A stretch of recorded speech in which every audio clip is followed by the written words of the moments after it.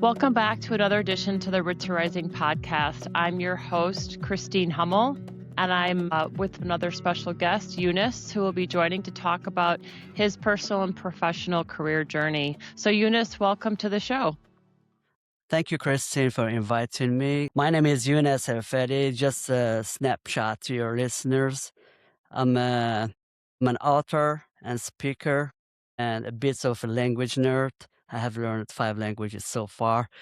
But I see myself at my core as a transformation strategist, whether it is a transformation in a personal level or a professional level. My story with the transformation started with years back when I became overweight and I got diagnosed with type 2 diabetes. And that's when I dove into the research and I decided that's not going to be my life sentence, the diagnosis, because mostly when you get type 2 diabetes, that's it. So I started diving into that and I started doing the intermittent fasting and just doing simple moves every day. It was just about consistency, not the intensity. It wasn't because when you do intense things, it's not something that you can sustain throughout your life. So it's a lifestyle change. And when I went back to the doctor, the type 2 diabetes was gone, and it's been like 6 years, 5 years now. No more diabetes. And on a personal level, the experience that transformed me is having raising a neurodiverse son. So that taught me the true meaning of life, the true meaning of empathy, the true meaning of unconditional life, and how you turn that experience into an adventure instead of an obstacle.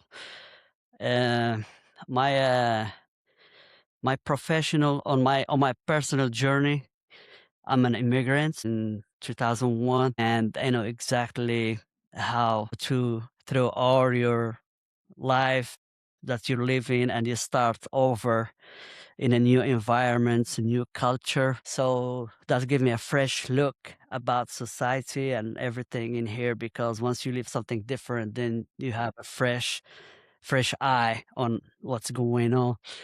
And that experience was very important to develop my personality, on my growth. And also on the professional level, I spent a long chunk of my career in corrections, federal corrections, and that taught me the power of communication and conflict resolution, because sometimes the stakes are high, because not mastering communication or conflict resolution sometimes is a safety issue. So when you have a good cause, you actually get more focused on that part. So that summarized my personal and my professional, and we can dive deeper while we're there.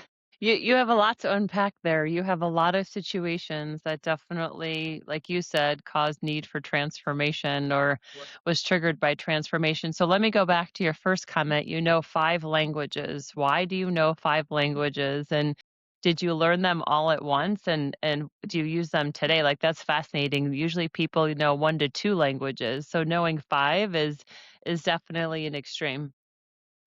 Yeah, well, let me start from my life.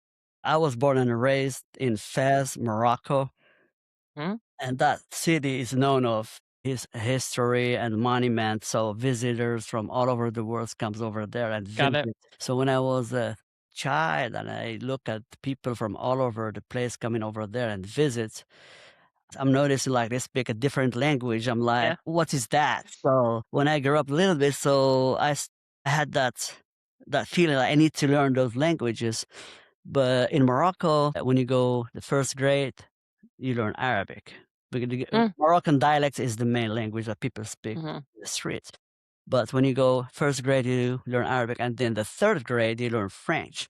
So by the Mhm. time I'm 10-year-old, 11-year-old, I already spoke Arabic and French. And Wow. then once you go to high school, then they give you a choice between German, Spanish, or English. So I chose English because most of the visitors were from the United States, England, Australia. So I chose English Sure. so I can speak to a bigger pool of people. Sure. So I learned that, and that's when I joined. I got my high school, and I started studying in the university. I started the American civilization, Civil War, and all that. And I got fascinated with the new world. That's how we started a new world. This is America. So I was like, Mhm. I want to visit this unique country because it's it's relatively younger, very young, 200 years, what 300 years, but at Mhm. the same time is the most unique nation and also is the most powerful. So that's when I decided I gotta come and discover. That's when I came over here. I How learned old were you? How old were you? about 22, 21. Okay. Yeah. So when I added Italian to my portfolio, just Mhm. because I like to visit Italy in the summer and I like the culture over there. Italian. I learned Spanish. Spanish was the last language I learned. I learned it while I was working in prison. That I was in a unit that got all Mexican nationals, Mm. and like none of them spoke English. So I decided, like, in order to communicate with them, I had to learn, Mm. and that gave me an opportunity to practice too. That sped up the process of learning because I was in that environment 8 hours a day, and that's how I learned Spanish. Yeah. So this is the story of how I learned the languages. That's awesome. They all have a unique, interest and a unique way that you learned it. So, not necessarily going in chronological order, but just to stay on the theme, you worked in a federal corrections facility. What did you do there, and, how did you, like, want to work there? How did you get that job? Well, at the beginning, I was a car salesman. Then the regional director of CCA, which is the Correction Corporation of America, I think they Mm. changed the name right now. It's called Car Civics right now. But anyway, he came and he was buying a car from me, and he asked me. He said, "How many languages you speak?" That's when I told him 5 languages. Well, then I told him 4 languages because I haven't learned Spanish then. So I said, I have prisoners from all different nationalities, and I need officers that speak languages. And I was like, "You're out of your mind. I'm not gonna work. Too dangerous." So I stayed there. He kept emailing me and calling me. Finally, I said, "Okay, let me try this interview." Yeah, So I went to that interview process, and I got that job. And it was scary the first when you walk, we see all those razor yeah, blades and all that. But throughout the years, I became so proficient at it, and it's not really that scary. yeah.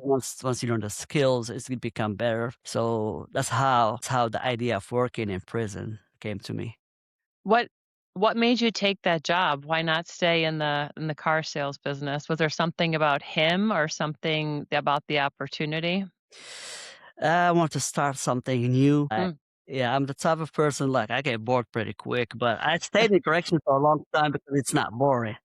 Yeah, it's different every day, I bet, right? That's a very cool story. So then you talked a little bit as to us when you introduced yourself about your diabetes journey. So when did you realize you had type 2 diabetes, and then how did you navigate through that to like you said, kind of take care of yourself, had weight loss and got rid of the type 2 diabetes. But how did it start? And then at what moment did you realize you had to do something about it? That was during COVID time. It was 2021. I became severely overweight and I had COVID. So when I went to the doctor and the checker said, "Hey, you got type 2 diabetes. You probably had it for a long time. You just didn't know about it." So that was very hard to hear. So the the doctor gave me not only diabetes, I had like high blood pressure, high Yeah. cholesterol, all kind of problems. So they gave me like 6 bottles of pills and said, "Okay, go take them and come back in 3 months." I went back in 3 months. Problem was still going. Mm. Then I came back I went for another 3 months and I came back. And then I I started doing the research how to manage diabetes, not reverse it. I started doing intermittent fasting. I was doing like 8 hours of I ate like a couple of meals during the 8 hours and then I fast for 16 hours. And I was just drinking it was water fasting. I was like drinking tea and coffee with no sugar and Mhm. sugar. I did that for about 3 months. And when I went back to the doctor, I lost 70 pounds in about 3 months. So when I went back, checked my blood, everything, and type 2 diabetes was gone. So the doctor was like, okay, come back in about 6 months just to make sure because it's probably just a temporary Yeah. thing. I'm back 6 months, nothing. And it's been, what, 5, 6 years? I go every 6 months. It's gone. So how do you keep the weight off? Are you still fasting or are there different techniques that you're using? I'm still fasting. I started with 16/8, and then I went to only one meal a day. OMAD, and this is how I do it. 5 days a week, from Monday to Friday. It's one meal a day. I eat around 11 a.m. But the rest of the day, just water, and coffee. But on the weekends, Saturday, Sunday, I eat just normal. So Yeah. my motto is fast and never forget to feast on the weekend. I love it. I love it. So it's you make it sound so simple what you did though. So you were overweight, you had type 2 diabetes, but then all of a sudden you're you got the diagnosis, you didn't want it. Something snapped in your brain to say, I'm going to do something different. Like it's normally a huge transition for someone to be able to lose that weight or to learn how to have a different life modification. How did you then just wake up and say, "Hey, I'm gonna start fasting now," and stay so disciplined to that approach? I just refuse to make that my life sentence. Mm. It's just like I decided I said that's not how I want to live, and I start losing weight because losing weight also makes you feel better. Yes, So yes, I just jumped in, and everything came along throughout the process. But what I advise people, just take that first step, because yep, when you tell somebody you gotta do 16/8 for the rest of your life, they're not gonna start. But yeah, once you start and you get used to it, it becomes your routine. That's your reality. Like sometimes every once in a while I mess up and I eat extra or something, I don't feel good. Like I feel yep, miserable because my body, yep, my everything, I got used to that yep, lifestyle. So making yourself used to that lifestyle will make it easy actually for you, because once you want to go back to the old ways of eating and stuff, it's gonna make you feel miserable and it's gonna be a deterrent. yeah, that's great. I mean, it is true. Just start small and don't overwhelm yourself with the significance of it, and once you start feeling better, it almost gains momentum all by itself, but that's a great story. And maybe before we get into your books and a little bit about what you do, tell us a little bit about your son, and how you've navigated through that neurodiverse, and maybe explain to the audience what that means. Yeah, back in 2015, I had a son. His name is Adam, and the first 2 years, 2.5 years, it was normal because for a baby, you Yep, don't know if he's autistic or not. So sure. we got the diagnosis when he was 2.5 years, and me and my wife did not know what is autism. So we have no idea how to deal with it. And it was a roller coaster. We started reading, researching, asking questions. Once we had enough knowledge to deal with it, it started getting a little better. But learning the techniques, how to deal with our son, and all that, I decided to write a book to share my story to help people, because I know there's so many people like us in the same situation, that they have a son or a daughter diagnosed, but then they get immobilized. And that's the worst feeling, when you're immobilized, unable to take action because you don't know how. And it's a desperate situation. So I thought that book will open that door for the new parents, and that's the first phase of that life. And then once you get to school, this is another story because Mhm. you have to go through some IEP program, and there are so many hurdles for that because autism is not one. It's just like a one. It's a spectrum, so it's so many levels. Two people with autism are different. So once they go to school, the school sometimes is just like one blankets over. It just blankets one Yep. program over everybody. It works with some, it don't work with others, and then it depends on what kind of school, because some schools are good, are better than others. Depends on it depends on where you live, and Mm. so that causes a lot of friction between parents of disabled kids and the schools. I think the reasons are lack of understanding of how to deal with disabled kids, especially autism.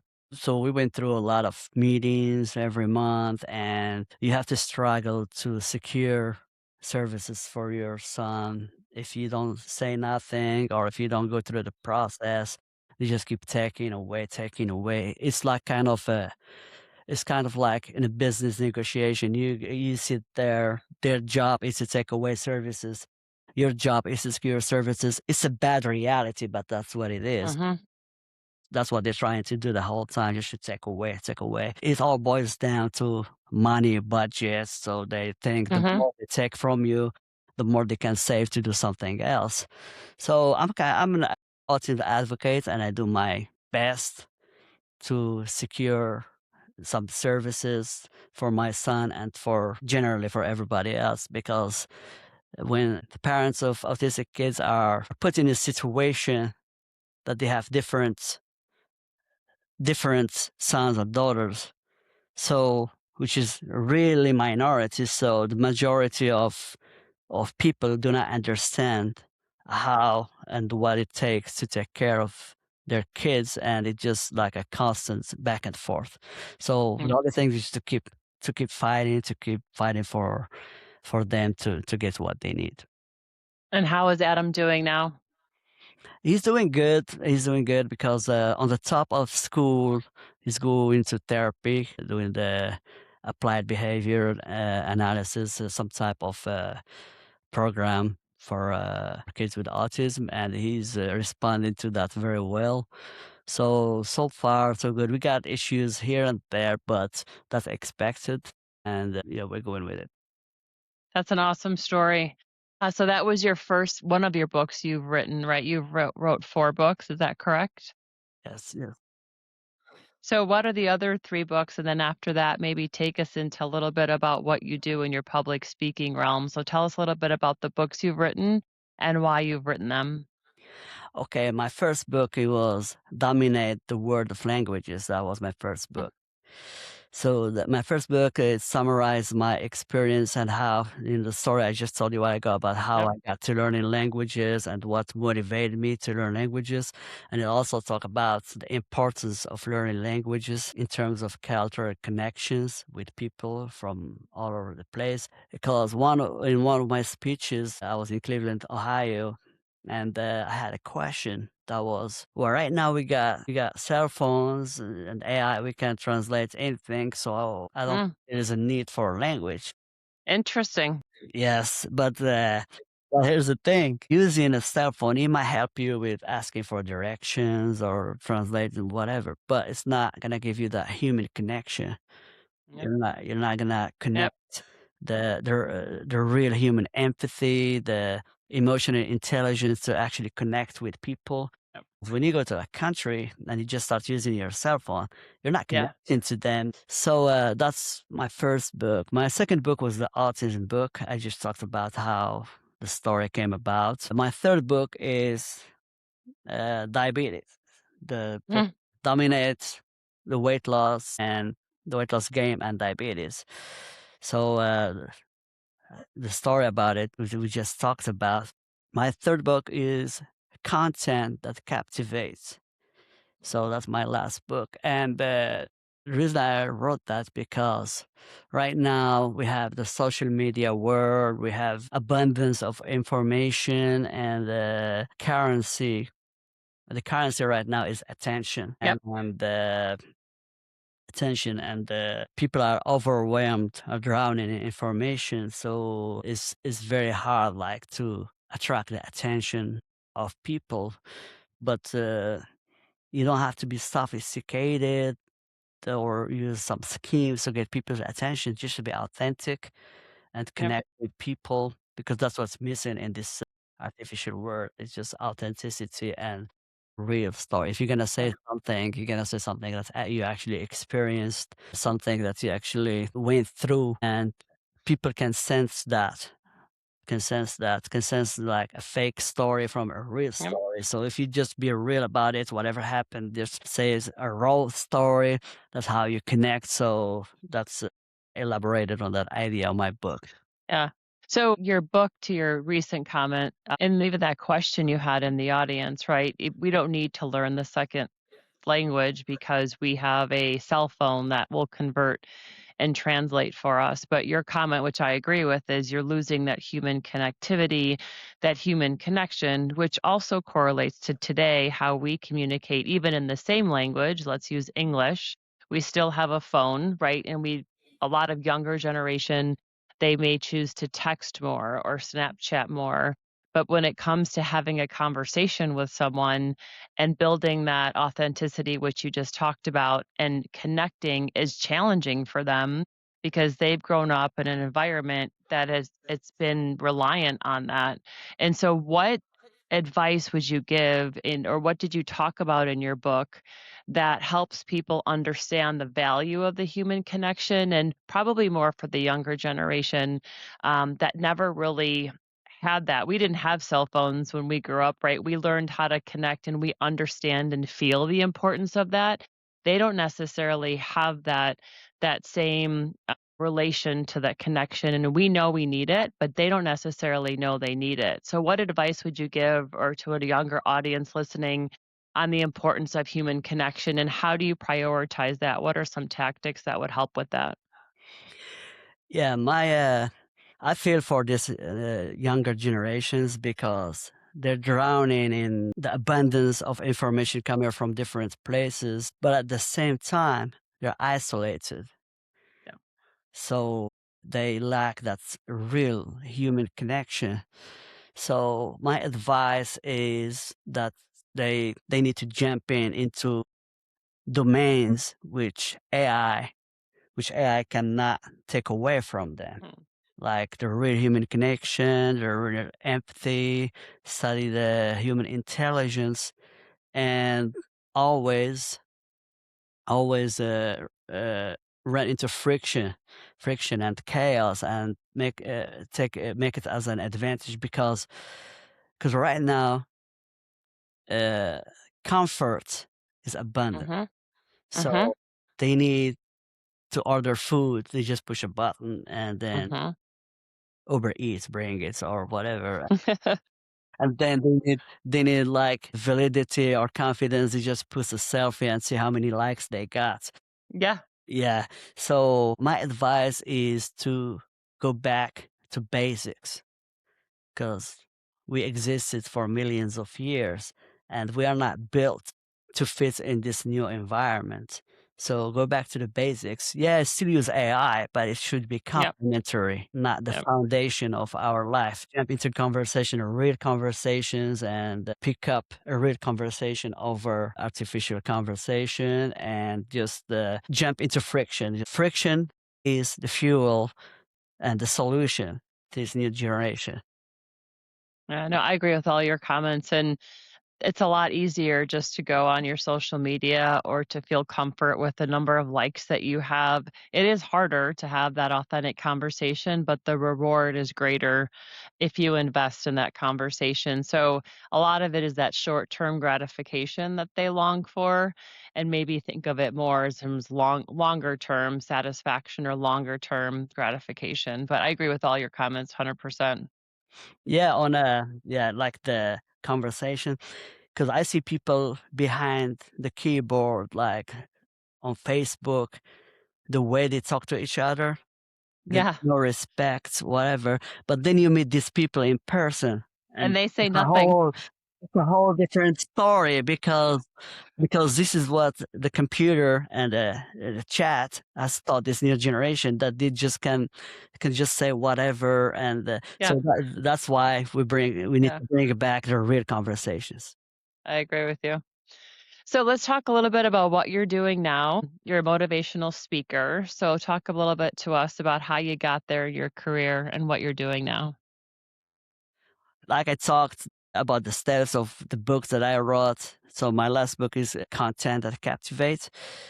I got fascinated with how words connect us, words, the power of communication, and I've been reading books about it. And but I decided, in order to perfect a skill, you gotta actually practice. You can just reading is good; it's the foundation. But if you don't really jump in and start actually communicating, you never get there.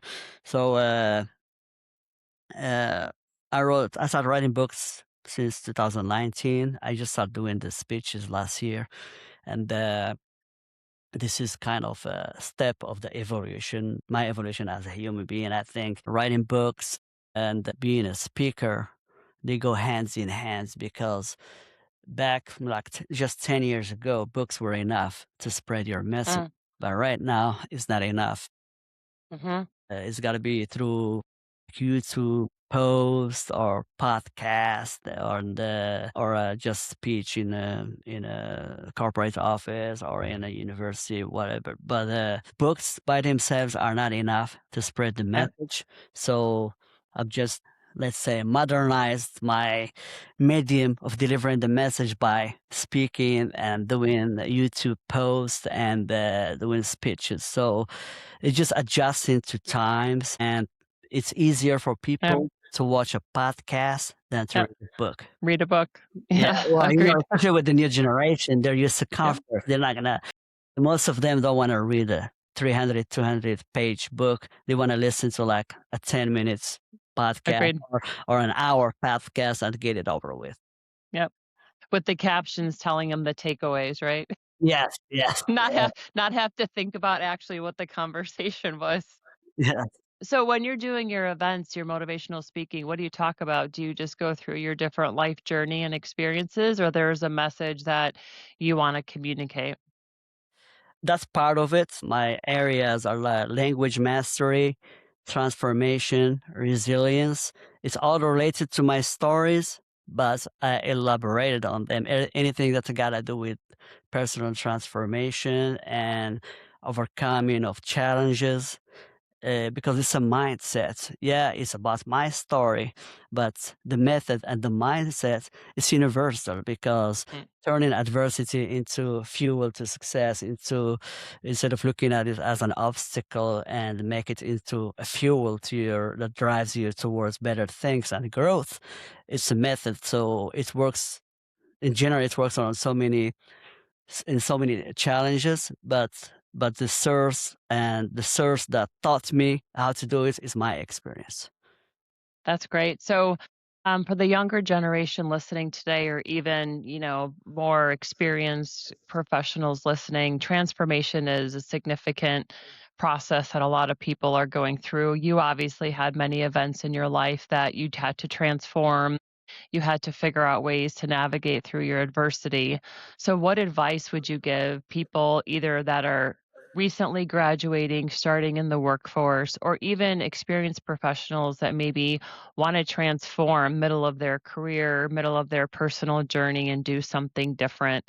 What advice would you give them to start to change their mindset on how to do that? Yeah, for the younger generation, my advice to them, if they're starting their life and jumping into the workforce or just going to school, and to get rid of everything that AI can take away from you, like programming and writing essays and all that. So the focus should be on deep emotional intelligence, conflict resolution, communication, practicing real empathy. So those are the domains that will that will not be affected by AI. They're bombarded with AI and how Yeah. AI can take over. So I can only imagine how they feel when they hear that, because you're going to school for something that they're telling you is going to be Yeah. gone in about 10 years, 5 years, it's going to be gone. So what kind of motivation, what kind of drive you have? So anything that AI can take away from you, stay away from it. And most of the domains that AI cannot take from you, anything that's related to real human connection, emotional intelligence, communication. And that's what the world is heading to right now. And it's always important to change and adapt to new situations and capitalize on the change and challenges. That's awesome. And what advice would you give maybe from a confidence perspective? Because we're talking about it, to approach things with a different mindset. It's very easy just to say have this mindset. But a lot of the younger generations, in my personal opinion, is they lack some of that confidence because they are so dependent on the short-term gratifications, social media, and they haven't invested to really feel and find their own selves. So in terms of searching for their own confidence or different ways or processes that they can gain confidence to help them, be more transformative. What suggestions would you give to have them learn confidence? Yeah, to learn confidence is to stay away from comfort, because comfort is the biggest enemy to confidence. Run into chaos, run into friction, solve problems. And the more problems you solve, the more chaos you manage, you build confidence. And one of the most important things for confidence is you do what you told yourself you were going to do. It doesn't have to be difficult. Like if you want to start doing push-ups, you don't start with 50 push-ups. Just do one push-up a day, Mm. and that's build your confidence. And then the next month do two, and then the next month do three. Just do what you tell yourself you do, because no matter, confidence cannot be faked. You can't Huh? you can't walk around like confident, and confidence comes from inside of you. So yourself knows if you're actually confident or not. Because if you're doing whatever you tell yourself, confidence is built from the inside. It just comes naturally. And that's one thing. And like I said before, friction. Friction is the builder of confidence. So the more problems you're able to solve, you start with the little problems. And that's how you build confidence. But depending on comfort, that's the best, like the worst thing you can do, because once you always run into comfort, you're always Yeah. fearful that challenge is going to be here or there. And that's how you become very inconfident. I always talk about confidence. It's such an interesting word. And I have tons of younger generation that ask, how do you gain confidence? And the only person that controls confidence is yourself. Yes. And so they're all looking for an answer of like what's going to give it to them. I'm like, you are the only person in the world that can give you yourself confidence. It's nothing that someone gives you on a platter and here you go. Now you have it. It's something, to your point, you have to feel, you have to overcome challenges, you have to be uncomfortable. And then that naturally comes. But they think that it's almost given to you, but they're the only ones that can create it for themselves. So it's a interesting conversation that I've been having with younger generation for sure. It all boils down to Mhm. the action, take, The doing. because Yeah. motivation and self-confidence comes comes later, but the doing comes first. And you don't have to do a lot of things. You just start doing, and then the confidence build up while you're going through the process. Yeah. So So throughout your life journey, you had a lot of adversity. We talked about your different experiences that you had to overcome. At any point, were you ever overwhelmed where you feel like you couldn't handle it? For example, when you had the diagnosis of type 2 diabetes, did you ever feel like, "Oh, I can't handle this, I'm just gonna take the medication." Like, there's a difference of people that actually try to overcome every obstacle they have, or when your son, you realized he had the autism diagnosis. Like, a lot of people, it's overwhelming and they have a hard time getting that energy to overcome it. So did you ever feel that you were so overwhelmed with some of your adversity you were challenged by that you just, had to walk away from it, or you had to kind of reassess what you were doing? Or did you always have that strong mindset to overcome it? No, during the time that I was diagnosed, I was not confident that I would Mm, overcome it. I was feeling desperate and I was sad and I was almost got depressed. But the thing that make the difference is just to dare to take action. You don't have to know that I did not know if I'm actually gonna overcome diabetes or mm. so I just dared and took action and I always believe that everything in this life is temporary, including our problems and challenges. Mm, So the reason I think most of people get immobilized by challenges, like you said, get immobilized and overwhelmed because they believe it's a permanent thing.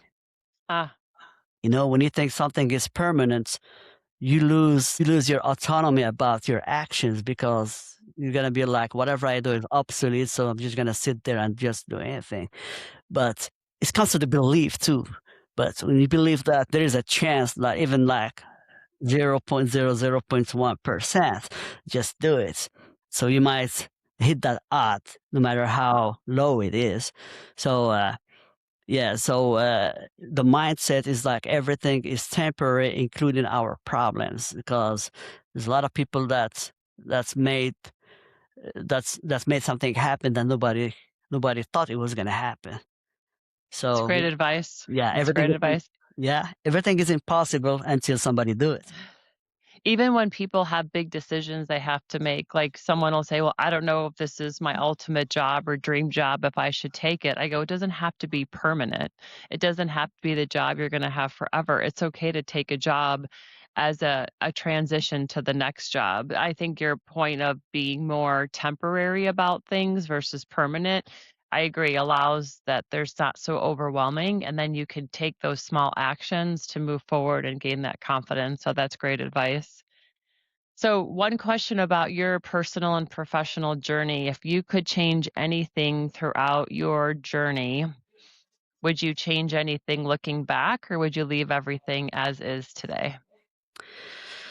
Well, looking back in terms of challenges, Or I would anything? not. In terms of like having a disabled son, I would not change that because that was actually came during a period in my life that I was going through some problem. I was drinking heavily. I was getting desperate and I was getting quote unquote lazy. Mhm. So that woke me up. So Mm, I would not change challenges like the advice I gave to the younger generation, always embrace them. Of course, at that time, I did not look at it this way, but sure. once the times pass by, so learn from my experience that challenges are actually good for you, are actually the fuel and a necessary part for your own evolution. And if I want to change something, maybe I should have started spreading my message earlier Mm, because when I wanted to write the first book, it was like 10 years before. I spent 10 years just, oh, I'm going to write the book. I'm not. So at that time, I did not trust myself. I did not believe that I could write a book. So that's what I should change. Whatever I should have changed. Like when you have an idea and inspiration, just act on it immediately because once you get an inspiration, it tends to wither away. So the more you wait, the more chances that your aspirations and your hopes will fail. also, the mind's a very powerful thing. It'll talk yourself out of your idea pretty quickly, and it'll bring in all the reasons why not, instead of supporting all the reasons why you should do something. Yeah. So I agree with that comment. So we all, yeah, I agree with you. Yeah, We all think we're rational creatures, and when we make a decision, we say it's rational, but yeah, no, we make the decision, emotional decision first, and then we try to yeah. find a reason and logic to justify the decision. Yep. It's not the other way around. We don't make a Yep. logical decision and then it's always emotional, but we always try to find Yep. justifications.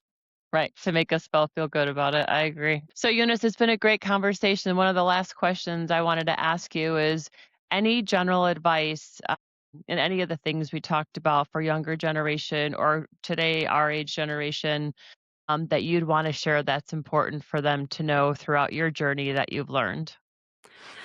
Throughout my journey, my advice is to focus on human connection and communication. And once you do that, and you're in a job environment, and when you focus on emotional intelligence, conflict resolution, and when your manager or your boss notice that you're one of the rare persons that stay calm during chaos, and you master the emotional intelligence, you become indispensable.